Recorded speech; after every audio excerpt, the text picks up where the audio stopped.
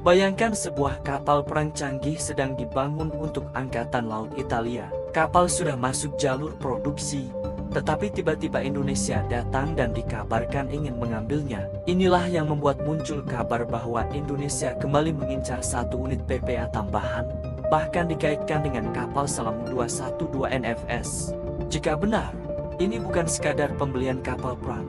Indonesia sedang berusaha mempercepat modernisasi TNI Angkatan Laut dengan memanfaatkan unit yang sudah berada dalam jalur produksi sehingga tidak perlu menunggu pembangunan dari awal. Namun perlu ditegaskan, kabar ini belum bisa dianggap sebagai kontrak final sebelum ada konfirmasi resmi dari pemerintah Indonesia.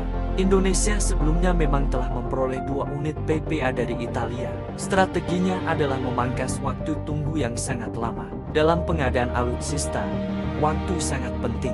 Kapal perang modern membutuhkan bertahun-tahun untuk dibangun, mulai dari konstruksi, pemasangan radar, sensor, sistem tempur, persenjataan hingga pengujian yang sangat ketat. PPA sendiri dirancang sebagai platform multiguna untuk patroli, pengawasan maritim, hingga peperangan permukaan. Dengan bobot 6.000 ton, PPA dapat membawa radar modern, meriam, rudal, helikopter, dan sistem tanpa awak. Konsep seperti ini sangat cocok bagi Indonesia yang memiliki wilayah laut sangat luas. Namun kesiapan tempur juga bergantung pada awak, amunisi, suku cadang, logistik, dan kemampuan integrasi sistem. Yang penting bukan hanya berapa banyak kapal, tetapi berapa banyak yang benar-benar siap digunakan kapan saja. Sementara itu, jika kabar mengenai 212 NFS benar, dampaknya bisa lebih strategis bagi pertahanan bawah air kita. U-212 dikenal memiliki karakteristik siluman tinggi dan menggunakan teknologi Air Independent Propulsion atau AIP. Ini memungkinkan kapal selam bertahan lebih lama di bawah air tanpa terlalu sering muncul ke permukaan. Dengan wilayah strategis seperti Selat Malaka, Selat Sunda, dan Natuna, kapal selam memberikan daya tangkal yang kuat. Sebuah kapal selam yang tidak diketahui posisinya dapat membuat pihak lain berpikir 2 kali sebelum bertindak agresif.